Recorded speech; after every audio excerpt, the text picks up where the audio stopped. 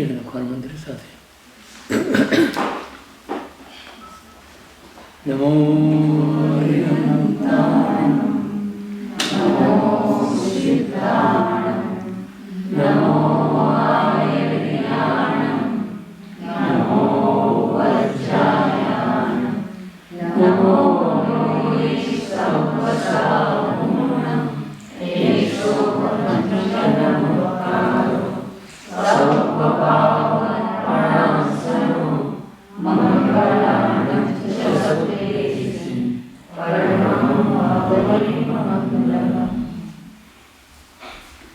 ओंकारं बिंदु संयुक्तं नित्यं ध्यायन्ति योगिनः कामदं मोक्षदं चैव ओंकाराय नमो नमः मोक्षमार्गस्य नेतारं वेत्तारं कर्मभोगुदां ज्ञातारं विश्वतत्त्वानां वन्दे तद्गुणराधे अज्ञानतिमिरान्धानां ज्ञानाञ्जनशलाकया चक्षुरुन्मीलितं येन तस्मै श्रीगुरवे नमः।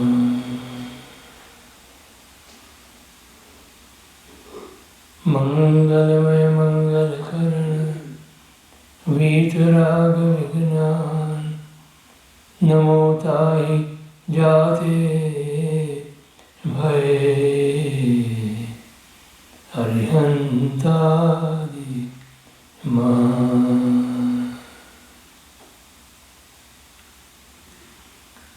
आदिमं पृथिवीनाथ मादिमं निष्परीग्रहम् आदिमं तीर्थनाथं च ऋषभस्वामिनं तुमः कमटे धरणेन्द्रे च शोचितं कर्म कुर्वति प्रभुस्तुल्यमनोवृत्ति पार्श्वनाथ श्रेष्ठः श्रीमते वीरनाथाय सनाथाय अद्भुतश्रिया महानंद सरोराज मरालाय रथे नमः। कृतापराधेऽपि जने कृपामन्तरतारयो ईषद्बाष्पार्द्रयोर्भद्रं श्रीवीरजिननेत्रयो नमो दुर्वाररागादि वैरिवारनिवारिणे अर्हते योगिनाथाय महावीराय थायिने पन्नगे च सुरेन्द्रे च कौशिके पादसंस्पृशे निर्विशेष मनस्काय श्रीवीरस्वामिने सर्वारिष्टप्रणाशाय सर्वाभीष्टार्थदायिने सर्वलब्धिनिदानाय श्रीगौतमस्वामिने नमः।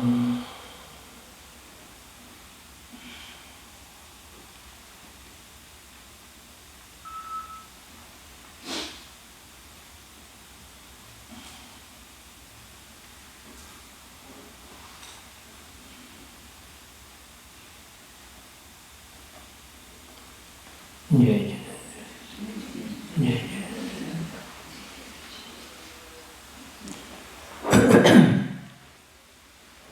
આજે પુરુષોત્તમ મહાપર્વનો 5મો દિવસ અને બીજી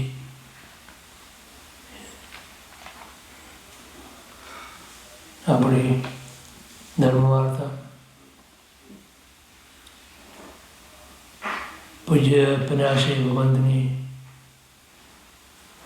વાણીનું એમના વિચારનું એમના ચિંતન મનનનું જે પરિણામ છે આત્મોત્થાનનો ભાવ, એમાં મધ્યસ્થ 12 ભાવનાનું સ્વરૂપ વિચાર્યું છે. એમાં પહેલી 4 ભાવના, પછી બીજી 12 ભાવના વૈરાગીની. એ પહેલી 4 ભાવનામાં આપણે ચોથી મધ્યસ્થ ભાવનાનો વિચાર કરી રહ્યા છીએ. અને એમાં છેલ્લા જે અમુક પાનો છે એ પૂર્ણ કરવાની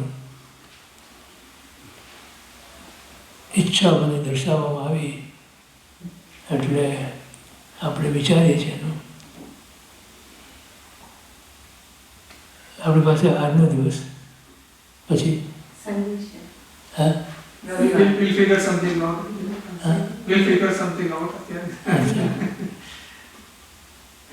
એટલે ટેકનિકલી આજનો દિવસ જ છે, પણ we'll see. રવિવાર Sunday question થશે અને પછી Sunday there's a Q&A session. Question and answer session. Sunday 2 to 5 વચ્ચે દિવાળ કરી છે જોઈએ છે. વિચારીએ. આનું શીર્ષક આપ્યું છે એમણે આત્મોપમ્ય દ્રષ્ટિ. પૂજ્ય કલાભૂષણ મહારાજ સાહેબ આગમના ગ્રંથોના અભ્યાસમાં એમણે જ્યારે જોયું કે સૂત્ર આવે છે એકી આયા, આત્મા એક છે. તો આપણે જાણીએ છીએ કે અનંત જીવો છે, અનંત આત્માઓ છે. અહીંયા એકે છે એકી આયા. અને ભગવતી સૂત્રની અંદર બીજું એક સૂત્ર એમણે જોયું. એમાં એમ લખ્યું હતું કે આત્મા અનંત પ્રદેશી છે.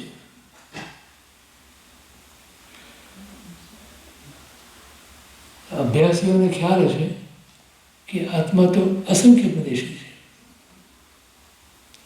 દરેક આત્મા પોતે અસંખ્ય પ્રદેશી. લોકાકાશ પણ અસંખ્ય પ્રદેશી, ધર્માસ્તિકાએ પણ અસંખ્ય પ્રદેશી, અધર્માસ્તિકાએ અસંખ્ય પ્રદેશી. એમ એક આત્મા એ પણ અસંખ્ય પ્રદેશી. અસંખ્ય એટલે એની ગણતરી ના કરી શકીએ એ, પણ એનો અંત ના આવે એવું નહીં. ઇનન્યુમરેબલ ખરું, ઇન્ફાઇનાઇટ નહીં.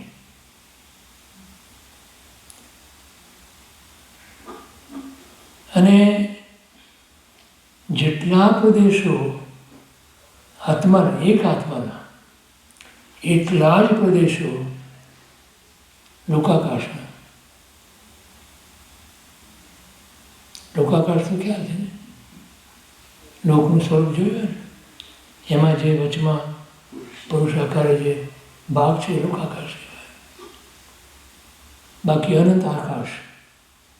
પણ આટલો જે ભાગ છે એ અસંખ્ય પ્રદેશ છે.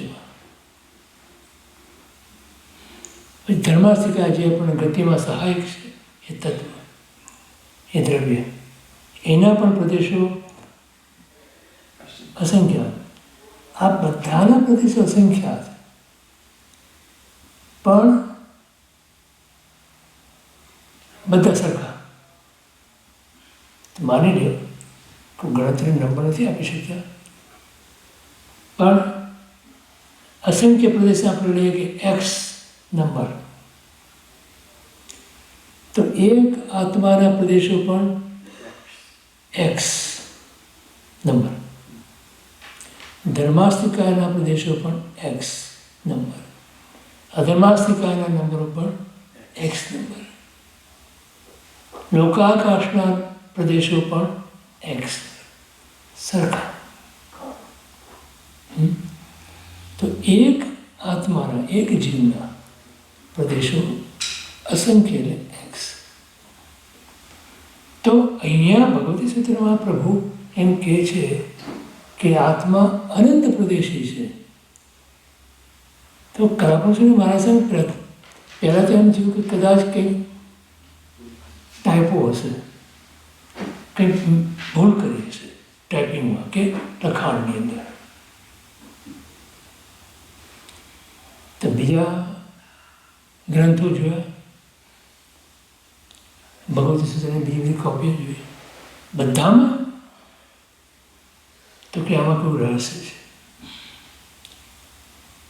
તો એમના ચિંતનમાં એ આવ્યું કે આ લોકની અંદર રહેલા સર્વ જીવોની વાત કરી છે. તો સર્વ જીવોને જો ભેગા કરો, બધા જીવોને ભેગા કરો તો અનંતા જીવો છે. તો અનંતા જીવોના આત્મપ્રદેશો અનંત થાય ને. That's a logic. ખરું? તર્ક છે ને, તર્ક શુદ્ધ.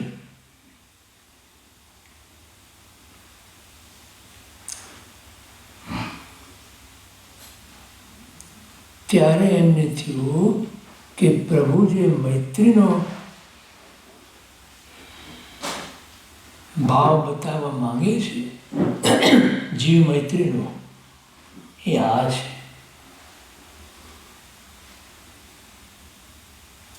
તમારા શરીરની અંદર તમારી એક આંગળીને જો પીડા હોય, એક આંગળીને, તો કોને પીડા છે?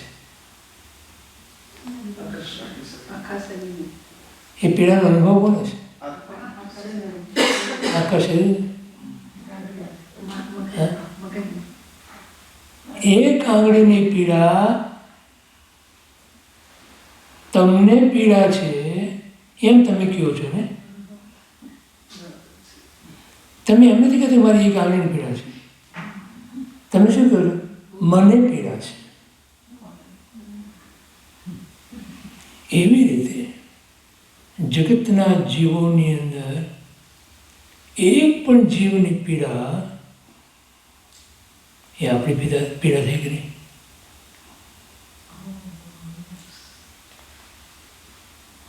બોલો.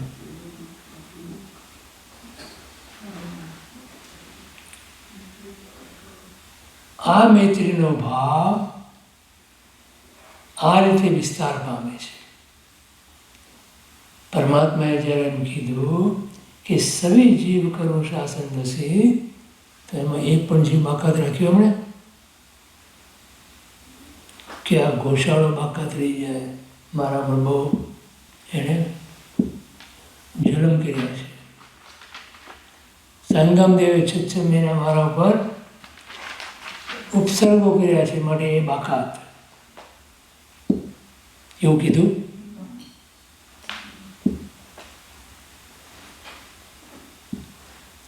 તો આ લોકમાં રહેલા સર્વ જીવો, અનંતા અનંત જીવો જે છે, એ બધા પ્રત્યે પરમાત્માની આ ભાવના છે.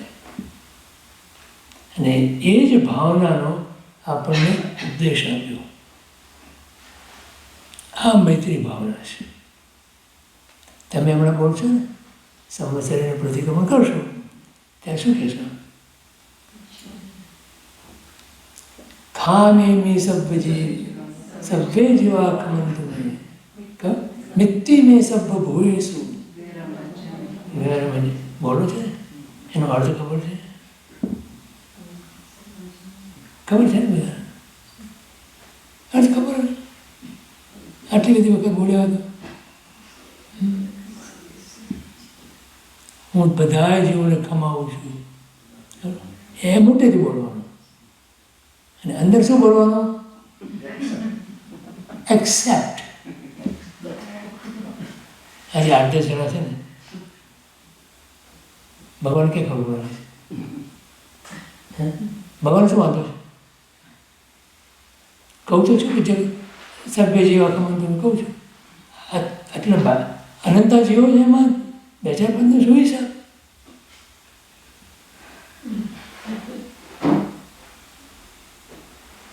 દ્રષ્ટિ જે છે એ દ્રષ્ટિને આત્મોપમ્ય દ્રષ્ટિ કહે છે. એ દ્રષ્ટિ આત્મતુલ્ય દ્રષ્ટિ કરતાં એક પગલું આગળ છે. આત્મતુલ્ય એટલે તમારો અને મારો આત્મા સરખો છે. તુલ્ય એટલે સરખો. આત્મોપમ્ય એટલે જેને હું મારી પોતાની ઉપમા આપી શકું એવો હું જેવો આત્મા છું એવો જ હું અન્યને પણ જાણું, સ્વીકારું અને વર્તું એ પ્રમાણે એને આત્મોપમ્ય દ્રષ્ટિ કહેવાય. સમજે છે? હવે તમે જ્યારે એને ખમાવો છો ત્યારે અંદરના આ ભાવથી ખમાવો.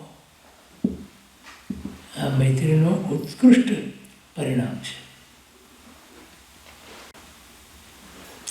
તો પંજાસી બહુ એમ કહે છે અહીંયા કે વસ્તુ અનંત ધર્માત્મક છે. અનંત ધર્માત્મક એટલે દરેક વસ્તુની અંદર અનંત ધર્મો રહેલા છે. ધર્મ તો પાસાઓ, ફેઝ.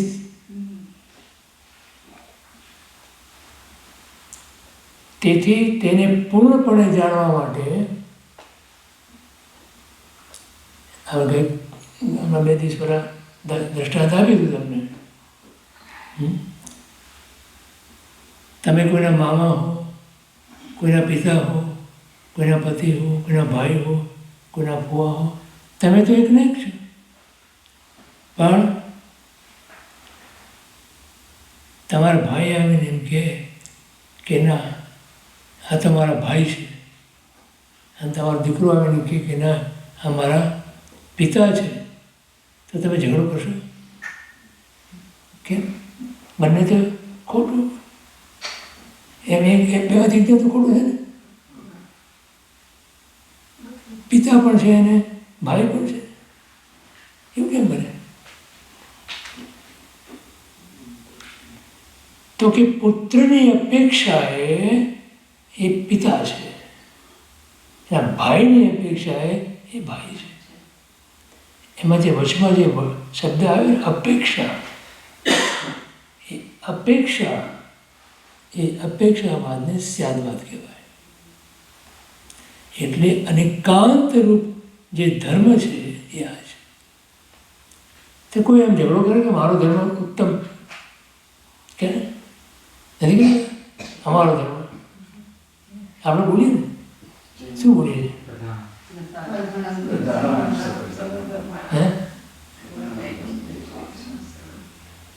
સર્વમંગળ માંગલ્યમ સર્વ કલ્યાણ કારણમ પ્રધાનમ સર્વધર્માણમ જૈનમ જય જય. શું કીધું? શું કીધું આપણે? શું કીધું? પ્રધાનમ સર્વધર્માણમ. ખરું?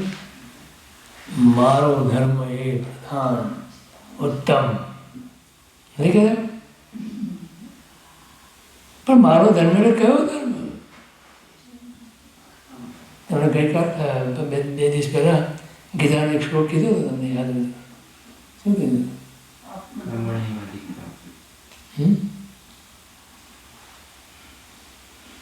યાદ છે? હા?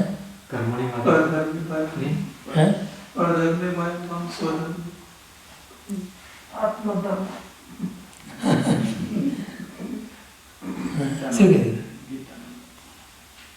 સ્વધર્મે નિધનમ શ્રેય પરધર્મ ભયાવહ કીધું. તો પરધર્મ કયો અને સ્વધર્મ કયો? એના અર્થ શું કર્યો? સ્વધર્મ એટલે હિન્દુ ધર્મ, અમારો સનાતન ધર્મ, એમાં મૃત્યુ પણ થઈ જાય તો એ કલ્યાણકારી છે. પણ બીજા ધર્મમાં નહીં જવાનું, કેમ કે બીજા ધર્મમાં જાય તો બહુ ભય છે. જૈન ધર્મની અંદર હું જન્મ્યો છું તો જૈન ધર્મમાં મરીશ, પણ બીજો ધર્મ અંગીકાર નહીં કરું, એવું? પ્રધાનમ સર્વ ધર્મ એવું? સ્વધર્મે નિધનમ શ્રેય એટલે સ્વધર્મ એટલે આત્મધર્મ. સ્વ એટલે આત્મા. એમાં આત્મધર્મની પ્રાપ્તિ માટે એટલે આત્માની પ્રાપ્તિ માટે કદાચ મારે મૃત્યુ પણ આવી જાય તો એ પણ કલ્યાણકારી છે. પર દ્રવ્યની અંદર હું જાઉં નહીં, પરમાં હું જાઉં નહીં, કેમ કે તે ભય હોય છે. સંસારના ચક્રની અંદર અનંતી વાર આ જે ઉત્પન્ન થયો છે અને મર્યો છે, એ અનાદિકાળથી આ ચક્ર જે ચાલે છે.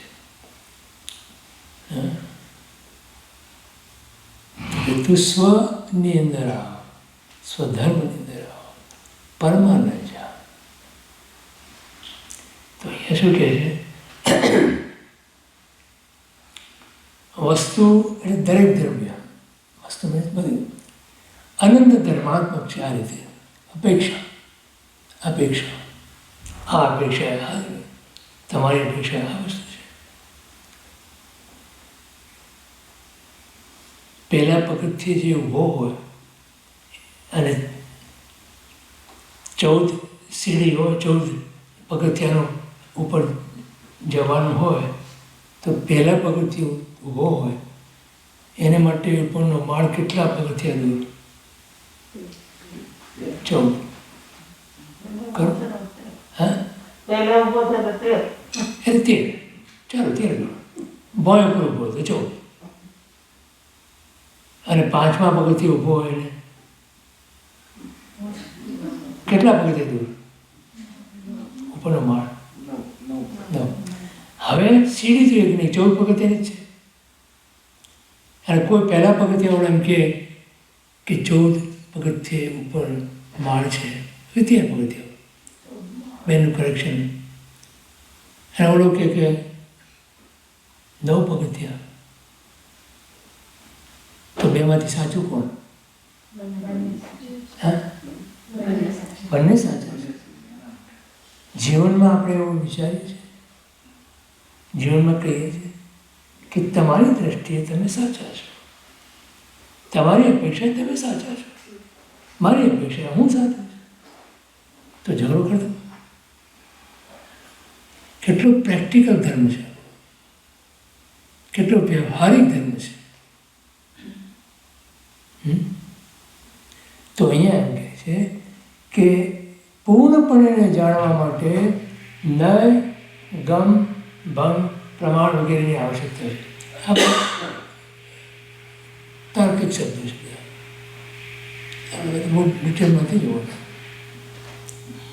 વસ્તુ અનંત ધર્માત્મક હોવા છતાં કયા કારણે, કયા વખતે, કયા ધર્મને મુખ્યતા આપવી અને કયા ધર્મને ગૌણતા આપવી એનું જ્ઞાન જો ન હોય તો મોટા અનર્થનું કારણ બને છે.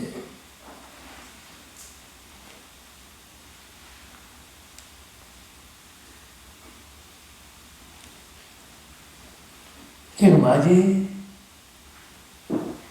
છેલ્લો કાળ હતો, છેલ્લો અંતિમ સમય આવ્યો. આખી જિંદગી હમણાં એક પોટલી પોતાની પાસે રાખેલી, કોઈને ખબર ના પડવા દે શું છે આમાં. હા, મેં કીધી છે તમને? અચ્છા. પછી શું થયું? ના તમે કે શું થયું પછી?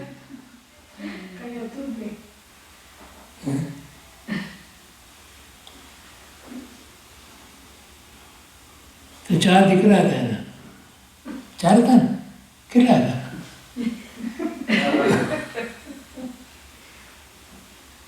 હા, 4 રાખીએ. 4 રાખીએ.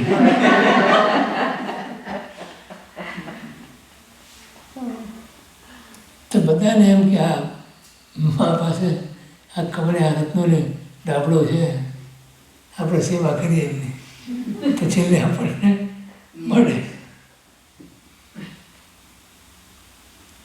તો સેવા કરી કઈ અપેક્ષા है? ને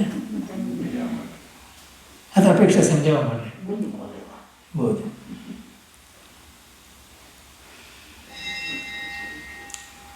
તેથી આત્મોપમ્ય દ્રષ્ટિ વિકસાવવી જરૂરી છે. બધા ન્યાયની ઉત્પત્તિનું મૂળ જો કોઈ હોય, ન્યાય એટલે તર્કશાસ્ત્ર, બેઝિકલી લોજિક. અહીંયા ન્યાય એટલે જસ્ટિસ નહીં. જો કોઈ હોય તો તે આત્મોપમ્ય દ્રષ્ટિ છે. ધર્મ માત્રના મૂળમાં આત્મોપમ્ય દ્રષ્ટિ રહેલી છે. એટલે ધર્મ માટેના ઝઘડા બધા ખતમ થઈ જાય. આત્મોપમ્ય દ્રષ્ટિનું ફળ મૈત્રી આદિ 4 ભાવનાઓ છે. તેથી તે જેના મૂળમાં હોય તે ક્રિયાને જ શાસ્ત્રકાર ભગવંતોએ ધર્મ કહ્યો છે અને ધર્મની વ્યાખ્યા કરી. બોલો શું કરી વ્યાખ્યા?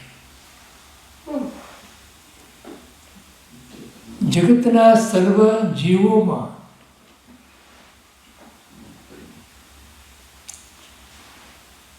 મારા જેવો જ સુખ દુઃખને અનુભવ કરનારો એવો આત્મા વસી રહ્યો છે. ભગવાને પણ કહ્યું છે, તને જે પસંદ નથી, તને જે ગમતું નથી એ તો બીજા તરફ ન કર. તને જે ગમે છે એવો વર્તાવ તો બીજા તરફ કર. બાઇબલમાં પણ એ વસ્તુ આવે છે.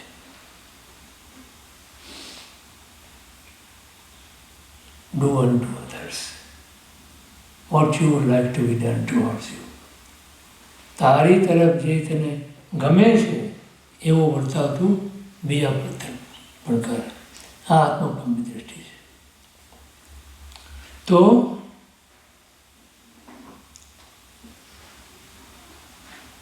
જે ક્રિયાઓની અંદર આ દ્રષ્ટિથી કરેલી એ ક્રિયાઓ ન હોય તો એ ક્રિયા ધર્મ બનતી નથી. સમજાણું? નમસ્કારના મૂળમાં પણ આત્મોપમ્ય દ્રષ્ટિ છે. તમે કોને નમસ્કાર કરો છો? અરિહંત પરમાત્માને. અરિહંત પરમાત્માએ રાગ દ્વેષને જીત્યા છે. એટલે જગતના સર્વ જીવો આ દ્રષ્ટિ એમની છે, આત્મોપમ્ય દ્રષ્ટિ.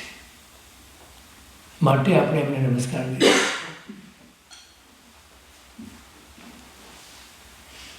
સામાયિકના મૂળમાં પણ આત્મોપમ્ય દ્રષ્ટિ છે. સામાયિક એટલે આપણે વિચાર્યું હતું શું? સંભાવ. સંભાવના છે દરેક જીવ પ્રત્યે એક સરખો ભાવ. જેવો ભાવ, જેવું વર્તન મને ગમે છે એવું જ વર્તન હું બીજા પ્રત્યે પણ કરું, એ સંભાવ, એ આત્મોપમ્ય દ્રષ્ટિ છે. તો સામાયિક તમે સાચી રીતે કર્યું ત્યારે તમે સામાયિક લ્યો છો ત્યારે તમે પરમાત્માને અને ગુરુને શું વચન આપો છો? કહો છો ને તમે સામાયિકનું સૂત્ર શું છે? કરેમી વંદે. હે ભગવાન, હે ગુરુ ભગવંત, હું કરીશ. તો કે તું શું કરીશ? સામાયિક. હું સમતા ભાવમાં સ્થિર થઈશ. કરેમી બંધે સામાયિક. પણ તું કેવી રીતે થઈશ? આ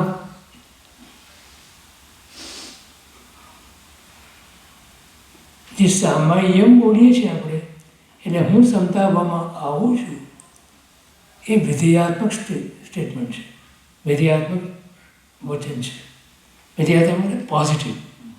this is what I will do. પણ કેવી રીતે તું કરીશ? તો કે સાવચમ જોગમ પચકામી.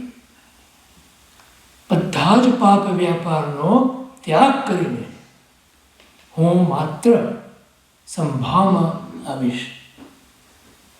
આ જે સંભાવમાં આવવાની વચન જે છે એ જ આત્મોપમ્ય દ્રષ્ટિ છે.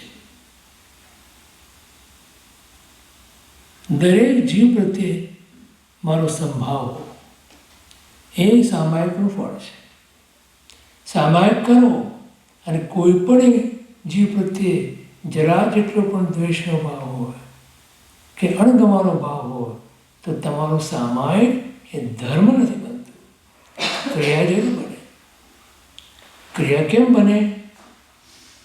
તમે કટાસનું લીધું, ચરણનું લીધું, મુપતિ લીધી, સૂત્ર બોલ્યા, ક્રિયા બની ગઈ. પણ એ ધર્મ ના બન્યો. ધર્મ ક્યારે બન્યો? જ્યારે તમે સંભાવમાં આવો ત્યારે. અને સંભાવમાં આવો એટલે જ્યારે સામાયિક હોય ત્યારે સંભાવમાં, અને સામાયિક પૂરું થાય ત્યારે પાછો વિષમ ભાવ.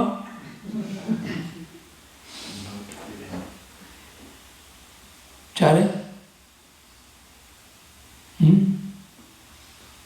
ચાલે?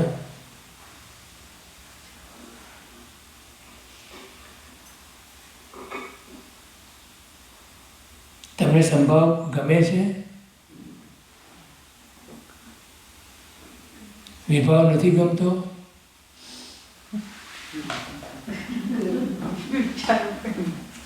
હે? સતત વિભાવમાં થઈએ છે. તો શા માટે વિભાવમાં જાઓ છો? તો તમે જે ગમતું એમાં રહ્યો ને. મને સંભાવ ગમે છે, તમે સંભાવમાં રહો. મને વિભાવ ગમે છે, વિભાવમાં રહો. સંભાવ ગમે છે ને? બરોબર હા પાડો છો કે અહીંયા મારી સામે બેસીને આ ગમે? વિભાવ આવતો નથી, સંભાવ આવતો નથી, તો આવાની ક્યાં વાત જ રહી વિભાવમાં જવાની? વિભાવમાં જવાની વાત જ ના રહી ને, ત્યાં તો સ્થિર થઈ ગયા છે.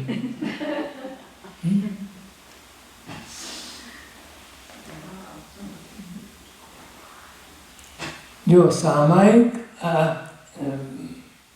આ કાળમાં, આપણા પંચમ કાળમાં એક જ ચારિત્ર છે. એ ખબર છે ને? 5 ચારિત્રના પ્રકાર છે ને? ચારિત્રના 5 પ્રકાર છે, ખબર છે ને? તો આ કાળમાં માત્ર એક જ ચારિત્ર છે, અને તે સામાયિક. આ સામાયિક છે ને એ ચારિત્ર છે. અત્યારે આપણે ગ્રસ્ત તરીકે આપણે 48 મિનિટ માટે કે એથી વધારે તમે સામાયિકમાં હો, એ ચારિત્રમાં હો. અને સાધુ સાધ્વી જે હો એ જાવત જીવ સામાયિકમાં હો, પણ સામાયિક જ છે. બીજા 4 ચારિત્ર આ કાળમાં નથી, પંચમ કાળમાં. તો સામાયિક એને ઉત્તમ ધર્મ કીધું જ્ઞાનીઓએ. તો સામાયિકને તમે જો બરોબર આત્મસાત કરો તો ધર્મને આત્મસાત કર્યું કહેવાય.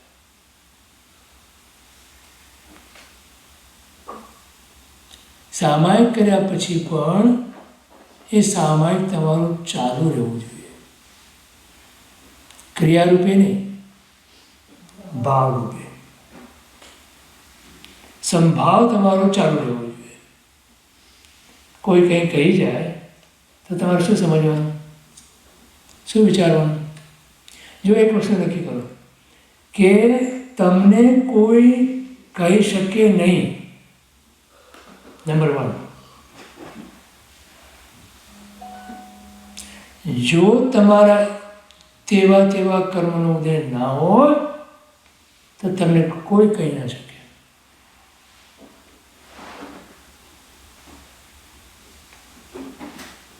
તમારું અપમાન કોણ કરી શકે? તમારું અપમાન કોણ કરી શકે?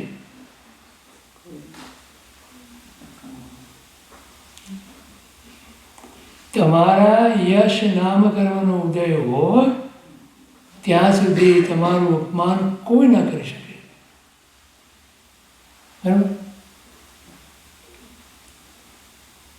તમારા વચનને કોઈ ઉત્થાપી ના શકે. એમ કહું, તમે માનો ના માનો? તમારા વચનને કોઈ ઉત્થાપી ના શકે જ્યાં સુધી તમારું આદિ નામ કર્મ ઉદયમાં હોય ત્યાં સુધી કોઈનો ઉતારી શકે. અને જો તમારું અનાદય નામકર્મ ઉદયમાં આવે તો એક બાળક પણ તમારું નહીં માને. જોયું છે? દીકરો માનતો નથી, બધાને ફરિયાદ છે. તો હું એમ કહું કે તમારું પુણ્ય એટલું કાચું છે. તમારા આદે નામ કર્મ રૂપી પુણ્ય એ પુણ્યકર્મ છે. એ પુણ્યકર્મ એટલું નબળું છે માટે તમારું બાળક માનતો નથી.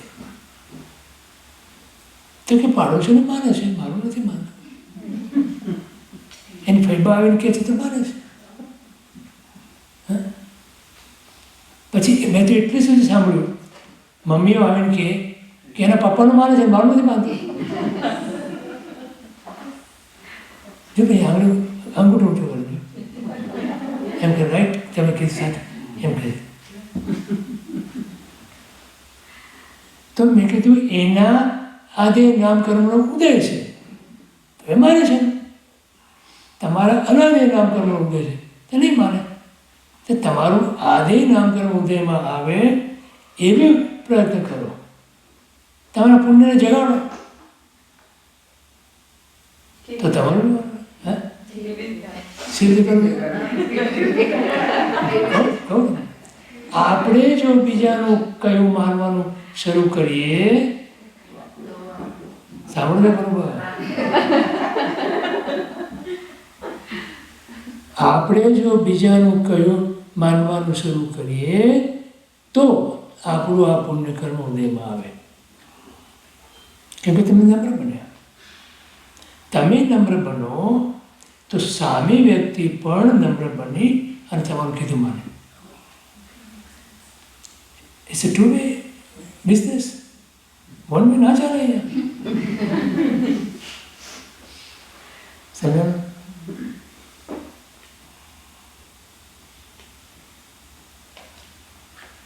અને રહસ્ય ખોલી દીધું આ બેઠક તો.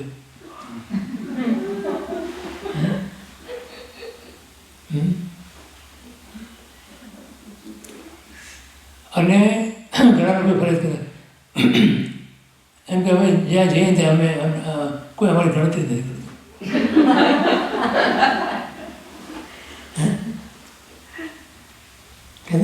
મારા નસીબમાં તો જસ જ નથી. મારા નસીબમાં તો જસ જ નથી. કે છે કે ગમે તેટલું કરવું પડે જશે.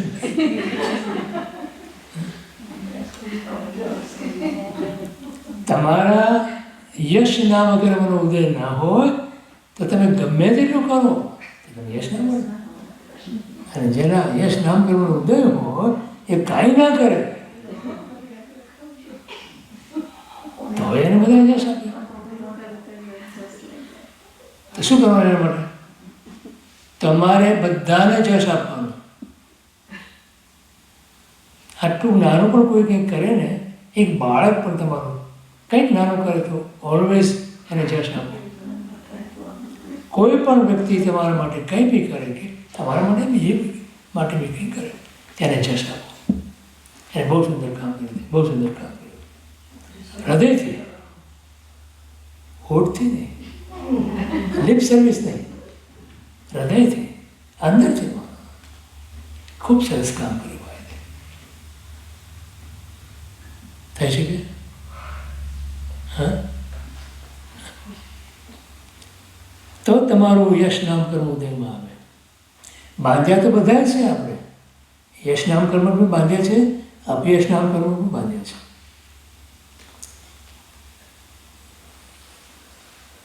સમયે સમયે તમે એક આયુષ્ય કર્મ વર્જિત 7 કર્મો તમે બાંધ્યા કરો છો.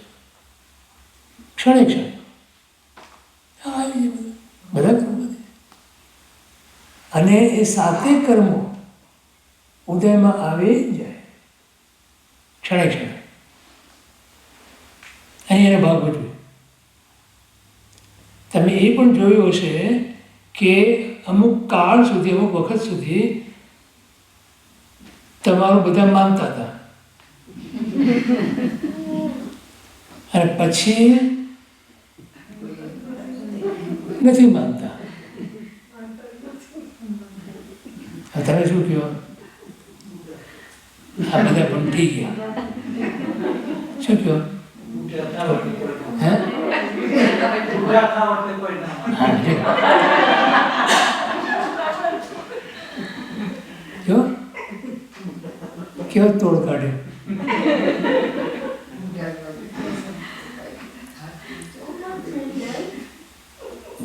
તે કર્મના ઉદય તે વખતે આવવાનો હતો, ત્યારે આવ્યો.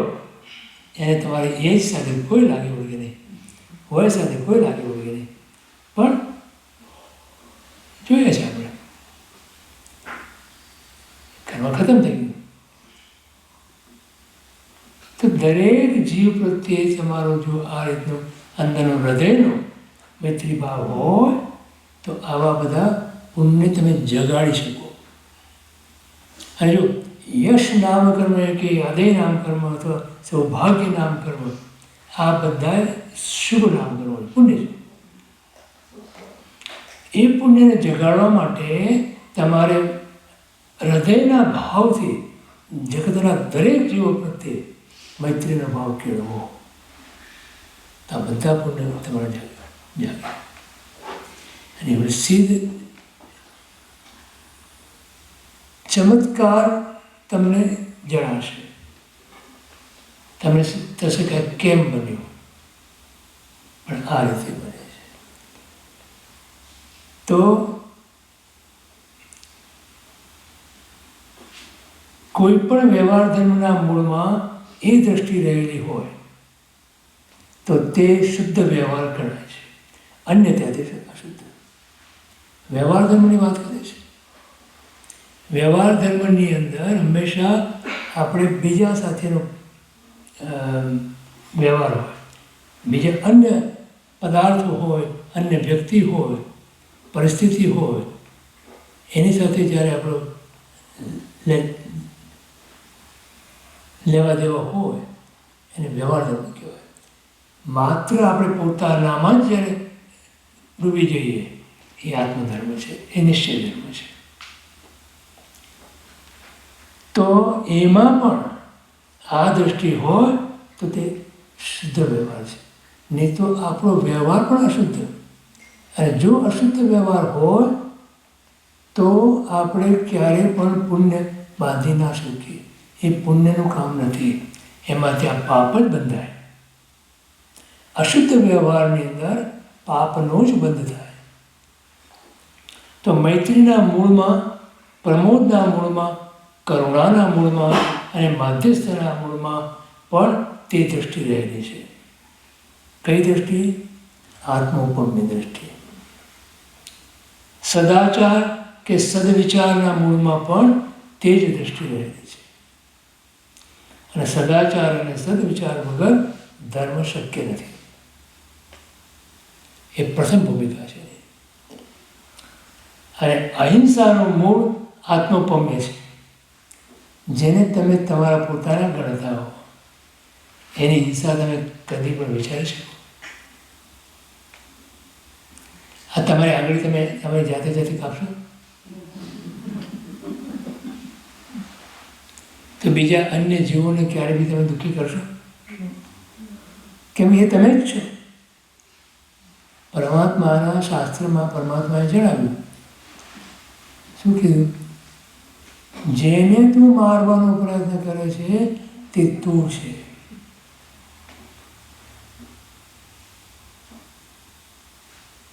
જેને તું હાનિ પહોંચાડવાનો પ્રયત્ન કરે છે તે તું છે. અન્યને હાનિ પહોંચાડવાનો કે મારવાનો વિચાર કે વિકલ્પ આવે ત્યારે એમ વિચારજે કે આ તું તને મારી રહ્યો છે, તું તને હાનિ પહોંચાડી રહ્યો છે.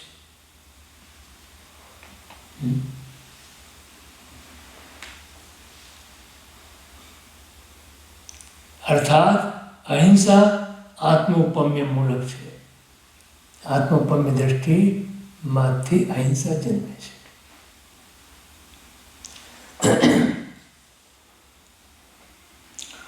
તપ, ધ્યાન, ચિત્તશુદ્ધિ, અસંગતા વગેરેની ઉત્પત્તિ આત્મોપમ્ય અને અહિંસાની સિદ્ધિ માટે છે. આ બધું આપણે કરીએ, તપ કરીએ, ધ્યાન કરીએ, ચિત્તશુદ્ધિ કરીએ, અસંગતા કરીએ. અસંગતા એટલે એકાંતમાં જઈને સાધના કરવી.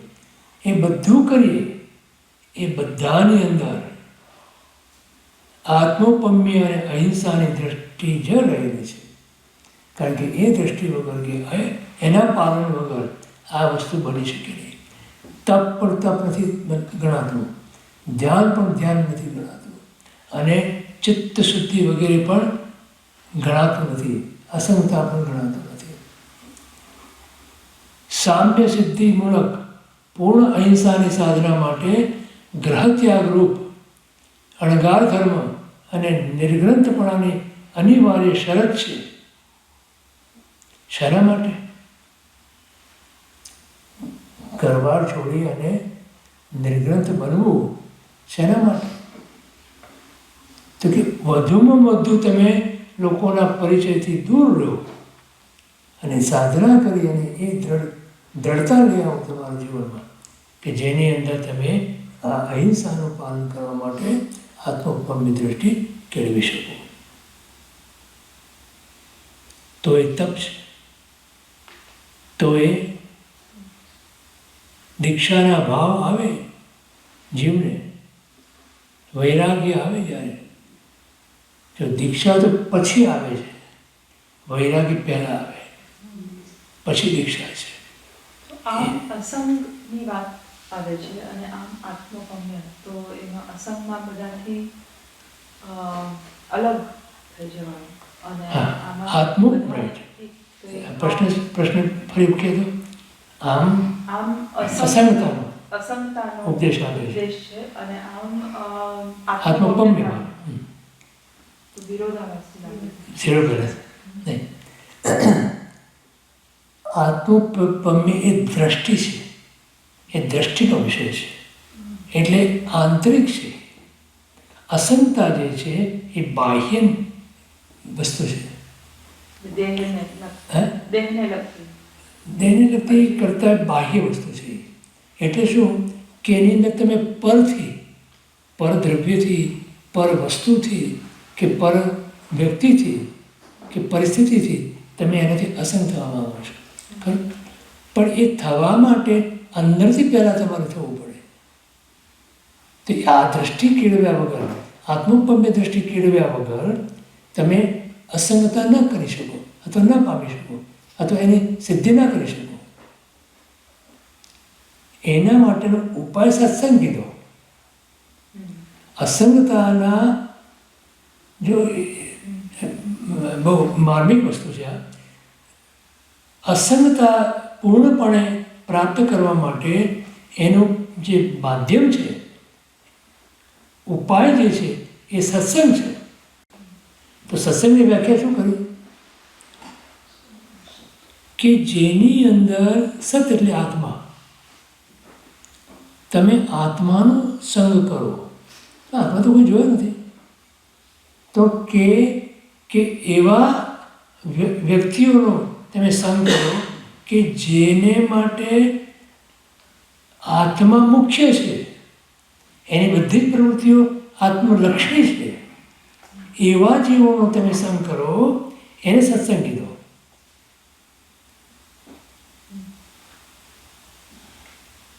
તો ભક્તો ભેગા થાય તો ભક્ત મંડળી બને, દારૂડિયા ભેગા થાય તો મહેફિલ બને. પણ એક દારૂડિયો અને એક ભક્ત એ બે ભેગા થાય તો એને સંગ કહેવાય, સત્સંગ કહેવાય ના કહેવાય? બધા દારૂડિયા ભેગા થાય એને સત્સંગ કહેવાય. કેમ કે એમના માટે દારૂ એમનો આત્મા છે. સમજાય મારી વાત કે નહીં સમજાય? તો જેને આત્માની વાત ગમતી હોય, આત્માની વાત કરતા હોય, એનો સંગ કરો તમે તો સત્સંગ છે. સત એટલે આત્મા, જેની અંદર તમને આત્માનો રંગ ચડ્યો એ સત્સંગ છે. તો ત્યાં સત્સંગના માધ્યમથી આત્માનું મહત્વ કરવાથી આત્મોપમ્ય દ્રષ્ટિ ખીલે છે. એ ખ્યાલ આવે પણ આપણે બધાથી પરનું અસંગતાની વાત છે ને. અસંગતાનો અર્થ શું કરીએ આપણે? માત્ર જંગલમાં જતા રહ્યું અસંગતા છે? જો દીક્ષા લે ને એ પહેલા વૈરાગી હોય કે દીક્ષા લીધા પછી વૈરાગી ને, એ પહેલા વૈરાગી. ભગવાનને પહેલા વૈરાગી જન્મ થતી પછી દીક્ષા લીધી. અને 2 વર્ષ એમને નક્કી કર્યું હતું માતાના ગર્ભમાં જ કે માતા પિતા જ્યાં સુધી હયાત હશે ત્યાં સુધી હું દીક્ષા નહીં લઉં. બરાબર? તે માતા પિતાનો જ્યારે સ્વર્ગવાસ થયો ત્યારે એમ 28 વર્ષની ઉંમરે એમને એમ કીધું કે હવે હું દીક્ષા લઈશ. ખરું? હા. તો એમના ભાઈ નંદીવર્ધન કે ભાઈ હમણાં જ માતા પિતાનો વિયોગ થયો છે અને તમે પણ જતા રહો તો મારું શું? એવું કર્યું. તો ભાઈના મોહને કારણે ભગવાન અંતે સંસારમાં રહી ગયા. બરાબર? તમને આવું શીખવાડ્યું છે ને?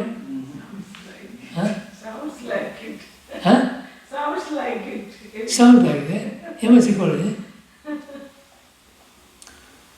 પ્રભુ પોતાના જ્ઞાનમાં જોઈ શકતા હતા કે કાળ હજી મારા માટે પરિપક્વ થયો નથી, માટે તો 2 વર્ષ જે અહીંયા રહ્યા એ પણ કેવી રીતે રહ્યા? અલિપ્ત થઈ. આ અસંગતા હતી. તે પહેલા વૈરાગ્ય હતું પછી અસંગતા આવી. તો અસંગતાનો અર્થ છે તમે સંગમાં હો છતાં પણ અંદરના ભાવથી તમે અસંગ છો.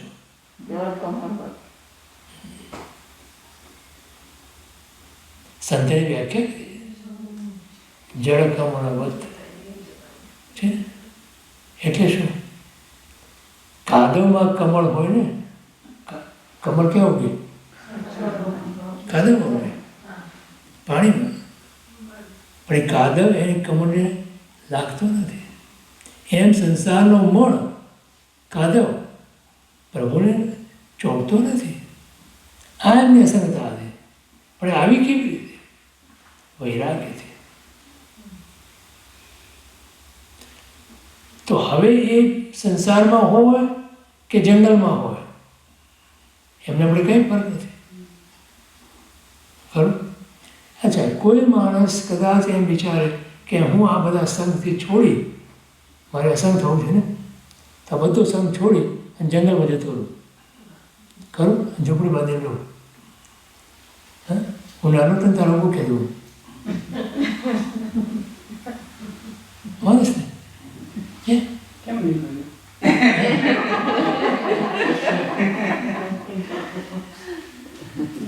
હિમાલયમાં જતો રહું, એ બધું હું ખૂબ કહેતો. બરાબર? તો તમે જંગલમાં જતા રહો અને જો વૈરાગ્ય ના હોય તમારામાં, તો જંગલમાં ઝૂંપડી બાંધીને રહ્યો ને, ત્યાં જંગલમાં ખિસકોલી સાથે તમને પ્રેમ થઈ જાય. સમજાણું? જો અંદરથી વૈરાગ્ય ના હોય તો ત્યાં જઈને પણ એ જ કામ કરો તમે જે અહીંયા કર્યું. ત્યાં બીજું કોણ હોય? પક્ષીઓ હોય કે ખિસકોલી હોય. નહીં સમજાણું? તો વૈરાગ્ય દીક્ષા લીધા પહેલા વૈરાગ્ય પછી ના હોય. તો અસંગતા તો ત્યારે જ હોય. વૈરાગ્ય પહેલા આવે પછી અસંગતા પહેલા ના આવે. સામ્ય સિદ્ધિ મૂલક પૂર્ણ અહિંસાની સાધના માટે ગ્રહત્યાગરૂપ અણગાર ધર્મ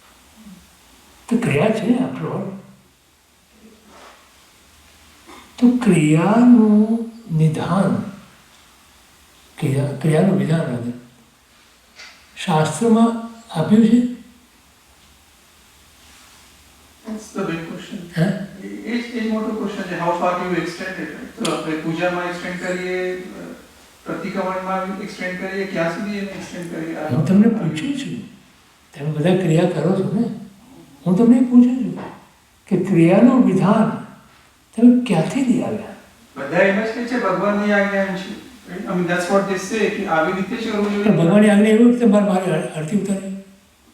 That's what people say. People સે એની વાત નથી, હું તને પૂછું. હા હા બરાબર છે, પણ that's where- તારથી કેમ So my question is, where do you draw the line?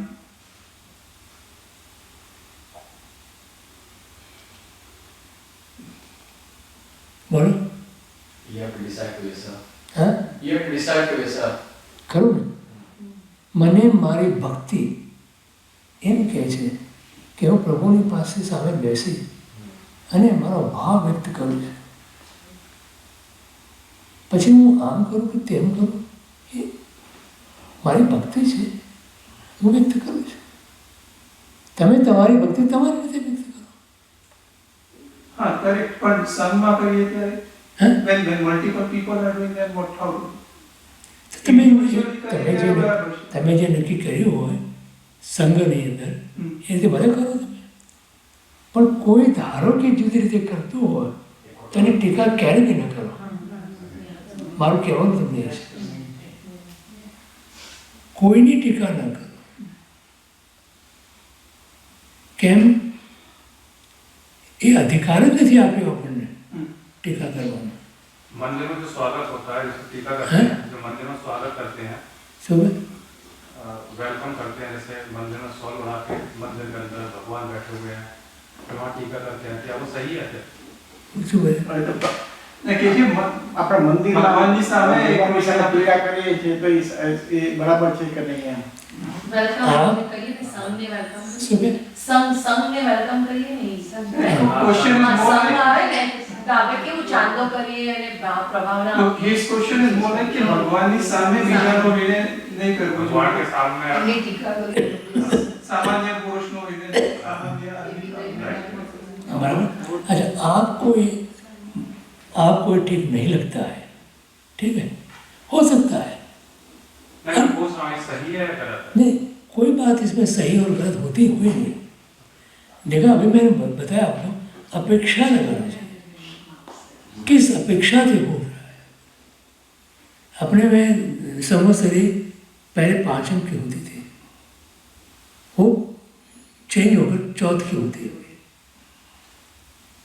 तो क्या क्या क्या कारण था उसमें? पता है सबको?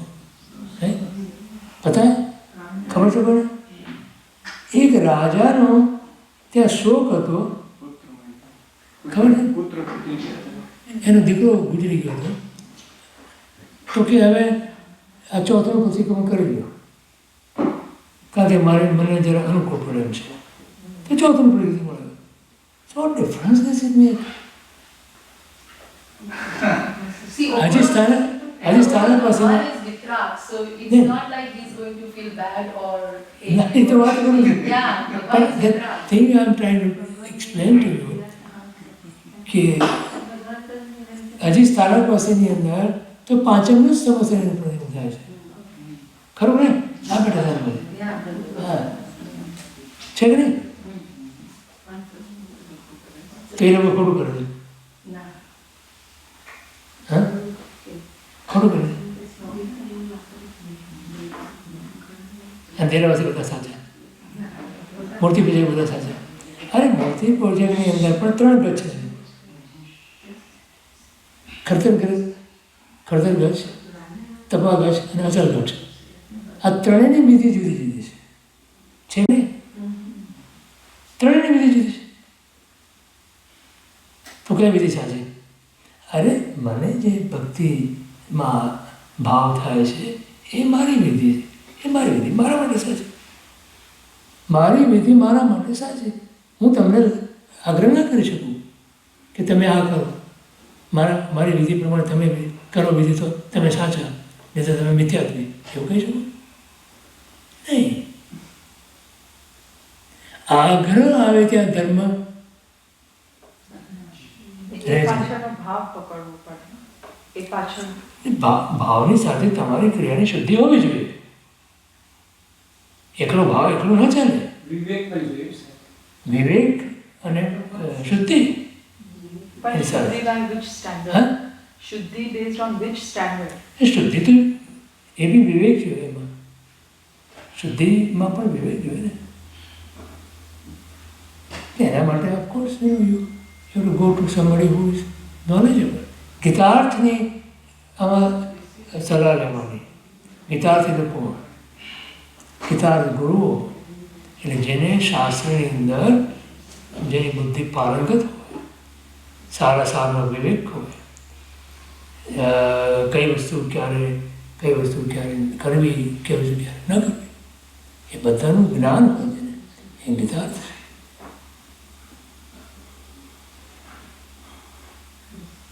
સમજાય છે? આજે બધા પોતપોતાનું મન અને મત પ્રમાણે તમને કહે. હમણાં અમારે ત્યાં કોની જેમ અંજન ચલાકાનો પ્રશ્ન ઉભો થયો હતો, ત્યારે કેટલાય ઝઘડા થઈ ગયા. ઝઘડા કર્યા બોલો. અને તો કે આપણે દેશમાંથી કોઈ આચાર્યને પૂછીને આવીએ અને એ જગ્યાએ પણ કરી. અરે મેં કીધું તમે 3 આચાર્યને પૂછશો ને તો ત્રણના અભિપ્રાય જુદા જુદા છે. તો કોને માનશો તમે? એ મારા ગુરુનો તમે જે મારા ગુરુ કે નહીં સામે એ આગળ આવી કેવો મોટો ઝઘડો કરી નાખ્યો. What's the solution? હે? No solution. What's the way out? ભગવાન લઈ ગયા ઇન્ડિયા લઈ ગયા. હે? ભગવાનને ઇન્ડિયા અહીંથી ભગવાન લઈ ગયા ત્યાં ઇન્ડિયાને એને સારા કરી અહીંયા લઈ આવ્યા. ફર્સ્ટ ક્લાસમાં લઈ ગયા. ફર્સ્ટ ક્લાસમાં લઈ ગયા ભગવાન. કે જે પ્લેનની અંદર માંસાહાર પીરસાતું હતું, રાઈટ? તમારા માટે સ્પેશિયલ પ્લેન હતું નહીં, ભગવાન માટે સ્પેશિયલ પ્લેન તો કર્યું ને. બધા કરે કે લઈ જવું પોતાનું સ્પેશિયલ પ્લેન ના કરે, એટલા પૈસા ના ખર્ચા. ચાલુ ફ્લાઇટની અંદર ફર્સ્ટ ક્લાસમાં લઈ ગયા અને 2 સીટ 3 સીટ ભેગી કરીને મોકલ્યા. આજુબાજુ બધા બેસવા દીધા. પણ બીજા પ્લેનની અંદર આખામાં માંસાહાર ચાલતો હતો. કયો આશા તો ના થાય. પણ આગ્રહ એવો હતો કે અંજન સલાહકાર કરેલો તો જ. અંજન સલાહ એ કોઈ કરવું નથી. કોણ કરવું છે? અંજન સલાહકાર માટે આચાર્ય ભગવાન જોઈએ.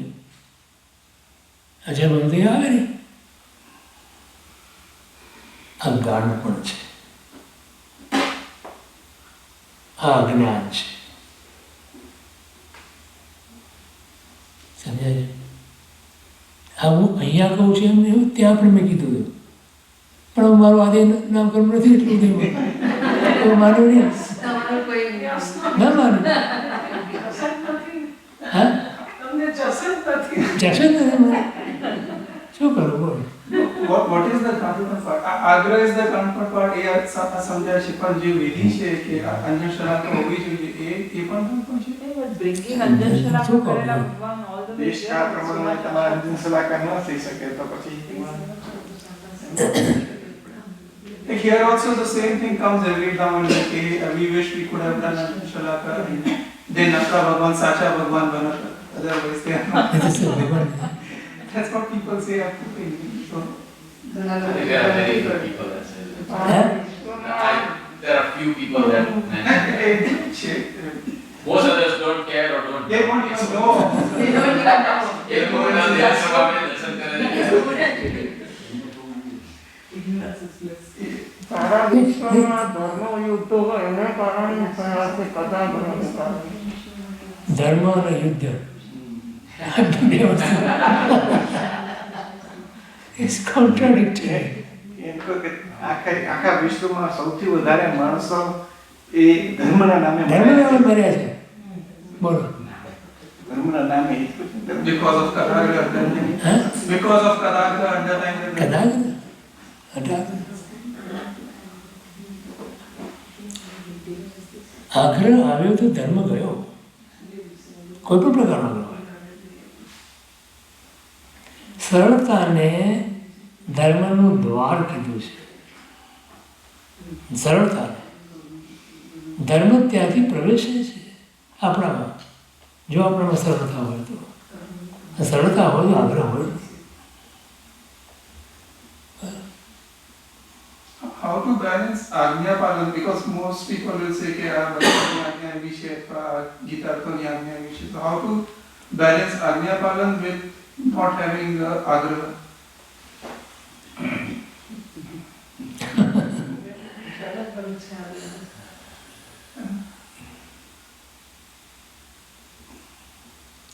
જો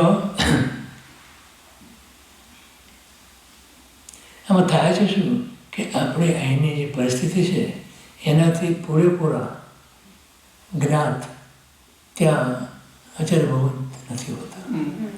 એનો અર્થ એમ નથી કે તે જાણતા નથી, પણ વસ્તુસ્થિતિ એની જરા એવી હોય છે.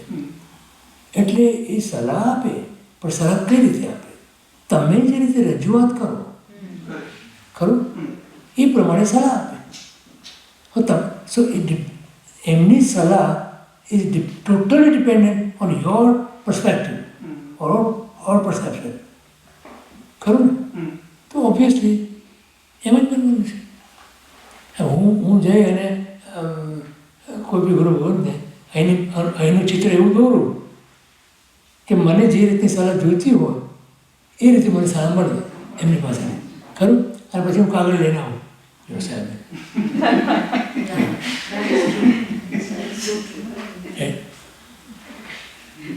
તમે શું કહેશો? ગુરુ ભગવંત લઈ આવે છે. હવે કેમ ના મળે? તો અમારે તો 3 કાગળ આવ્યા જુદા જુદા. હે મોટું હોય ત્યારે થોડું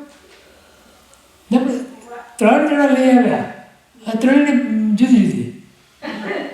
બોલો પછી ચિઠ્ઠી ઉપાડી પછી શું કરે? શું કરે? હા કંઈ તો તોડ કાઢવો પડે. ચાલો ભગવાન પણ મૂકી દો. ભગવાન કે ચિઠ્ઠી ઉપાડે, ભગવાનની ઈચ્છા થઈ ને શું આપણે મન બનાવીએ છીએ આપણા, અને આપણે આપણી પોતાની નબળાઈઓનું પ્રદર્શન છે. બીજું કંઈ નથી. आत्मोपमेय दृष्टि is चिट्ठी उपाड़ी. તારી દૃષ્ટિ એ જ. સાહેબ વસ્તુ એમ છે ને કે અજ્ઞાનતા ઘણી હોય, લોકોને જ્ઞાન ઓછું હોય એટલે પોતાના મનમાં વિચાર કરેલો વિઝ્યુઅલી, અથવા જો કોઈ સમજુ હોય તો વિચાર એમ કરે કે ભાઈ કોઈ વડીલ હોય આગળ પડતું કે શાસ્ત્ર જ્ઞાન હોય તો સેમ માની લે. પણ જો એમ વિચાર કરે તટસ્થ રીતે એના પ્રભુ શાસ્ત્ર જે કહ્યું છે કે ગુરુ ભગવાનથી જે કહ્યું છે એનું માની એ પ્રમાણે વિવેકપૂર્વક બી થોડું ઘણું કરે તો વધારે સારું. પછી પોતાનું મન ગમતું કર્યા કરે. તકલીફ ક્યાં થાય છે? હું તમને કહું, તમે ગુરુ ભગવાન, મારા ગુરુ ભગવાન અને તમારા ગુરુ ભગવાન કોનો માનો? એ પછી તમારે એકના પર જેના પર શ્રદ્ધા અને સ્વીકાર. પણ કોની શ્રદ્ધા? કોની શ્રદ્ધા પ્રમાણે જવાનું? It's a very difficult question. Very difficult.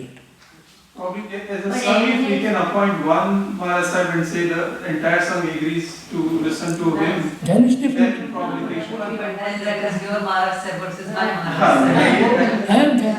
Ultimately, chitti is the solution. How to do that? It's a very difficult question. Your question is very difficult to answer.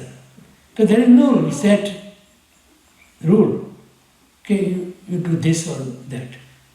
There is no clear, there is a lot of grey area. Lot of grey area. ભગવાન તારે direction માટે ચિત્ર બાંધીને પૂછી દો કે અમે કઈ ડિરેક્શનમાં બાંધું, અને એ લોકો બધાને પૂછતા હતા. એમને સલાહ આપી તમે કોઈને પૂછશો નહીં, તમને જે યોગ્ય લાગે એ પ્રમાણે કરો. હવે the thing is a lot of people have a very different view on whatever you're saying. So it's difficult, still difficult. I have a question. Sometimes we go to the different temple, like Hindu temple and Sai Baba temple. What is the best way? Sometimes we go to a different temple, like sometimes Hindu temple we go, Sai Baba temple we go. What is the best way to do the namaskar in front of the society? Whether it is a mithya, if it is a mithya, are we getting the papan or are we getting the punya? Afternoon, my That's what he explained to the afternoon. He was, You can get to the record. And should we have like these, like Ganesh deities and all these things in our car or not? Like what type of?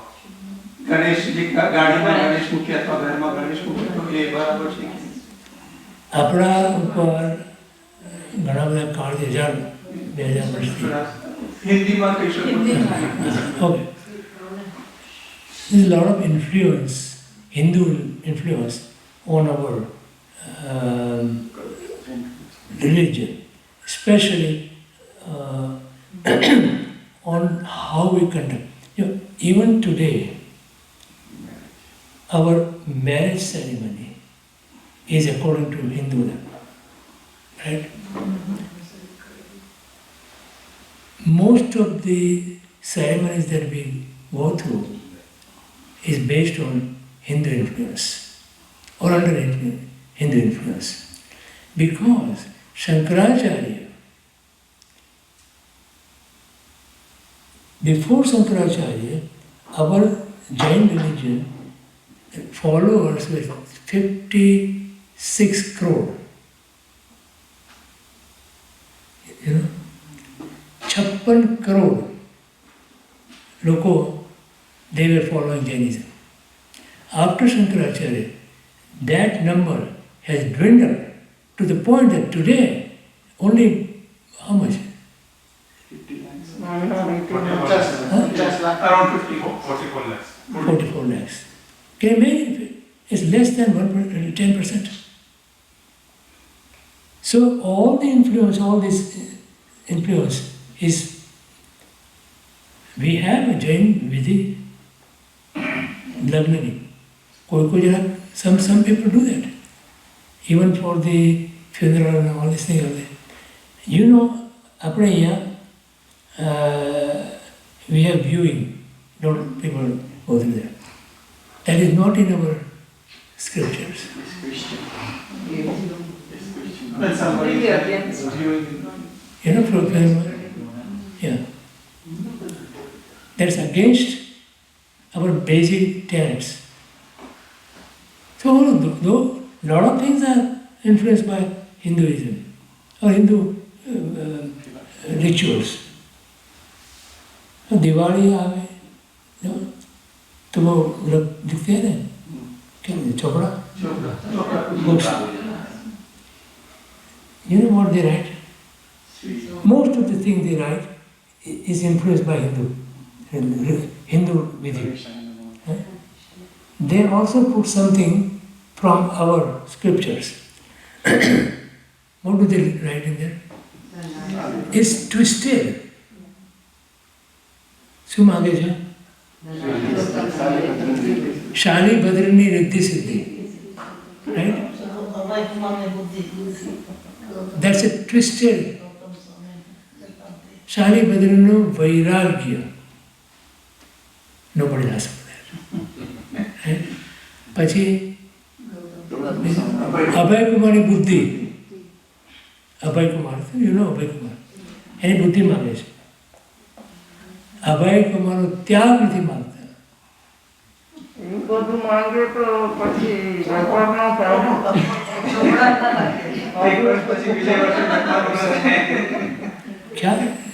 You follow me? So all these rituals are all contaminated by Hindu influence.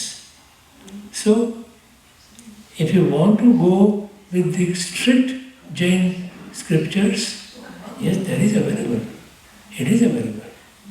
You can do that. Nobody wants to do that. If I am going to ask for Shaligrama Vairagya, मेरे को किसने बताया है like उनके सामने कभी हाथ नहीं जोड़ने चाहिए, इज दिस ट्रू? कौन से? ये like એમને કોઈ સાથ या कोई No. Oh, I explained that a couple days ago. Afternoon, today's afternoon lecture, that exact same question. It's recorded, so you can watch that. What you can do, if you go to Ram Mandir, for example, I said that Ram મોક્ષે ગયા છે, right? તો you can go there. જે મોક્ષે ગયા છે એ રામને નમન કરે છે. કૃષ્ણ મંદિરમાં જાઓ, કૃષ્ણ તીર્થંકર થવાના છે આવતી ભવિષ્યમાં. 8મા તીર્થંકર, આમાં 12મા તીર્થંકર. તો આમાં તો યુ કેન સે દેટ તીર્થંકર જે તમે થવાનો છો એ તીર્થંકર માનો નમસ્કાર કરો. I am bound down. You can do that. Shiva, Shiva mean કલ્યાણ, many words. So, if you are that, I am bound. Hemchandracharya, Karikal Sarvagna Hemchandracharya, went to Somnath, Patan, Mahadevna Mandir, and bhakti kari. He wrote Mahadev Bhatrisi. He wrote 32 sloks in praise of Mahadev. But you know, every stanza has this: if you are like this, તમને મારા નમસ્કારો. So તમે જો વિતરાગ હો તો તમારા મારા one last question, क्या हमें मंदिर में रात को घंटा बजाना चाहिए? क्या? રાત્રે ઘંટડો रात વગાડવાનો. को मंदिर में घंटा बजाना चाहिए? હવે એ બી આમાંથી આવ્યું છે. ये भी not ભગવાન સુતા હોય તો ઉઠાડવાના નહીં. આ ઘંટો વગાડવાનું, you see they have this system. કૃષ્ણને સુવાડે, બાલકૃષ્ણ જેનું મેઇન ભગવાન આરાધ્ય દેવ બાલકૃષ્ણ, સુરદાસના આરાધ્ય દેવ બાલકૃષ્ણ. એને પોઢાવે, એને જગાડે, એને ખાવાનું આપે, એને પીવાનું આપે. So we follow that. But this is not good, right? We should not follow it, right? હવે After several years, then it becomes a part of our tradition. Now, when you- Even Aarti is अगर अगर घंटी बजाने से आपका आत्मा जाग जाता है तो घंटी बजाओ. अपने आत्मा को जगाने के लिए घंटी बजाओ. आत्मा को जगाने का है. अगर किसी भी प्रकार से वो जागे, वो करने की छूट है. This thing we are against this and for this, इसमें छोड़िए. I want to awaken my Atma Swarup, and for that, ध्यान, मौन, एकांत. Ekant means solitude. So those are the things which is important. All these things are rituals. That's why Sarvamangal. Apurunati Thamaru. We'll find something. Huh? અહીંયા જ લઈ જાઓ હવે. Really? અમારા ઘરે આવો. કેમ? ચાલો, સર્વમંગલ માંગલ્યમ સર્વકલ્યાણ કારણમ પધારામ સર્વધર્માણમ જયમ જયતિ સદગુરુ મહાવીર સ્વામી ઈચ્છા તો પણ બધાને, અને કોઈનું પણ મન દુખાણ હોય મારી વાતથી તો એના માટે હું ખાસ કરી વિચાર કરું. જય જય.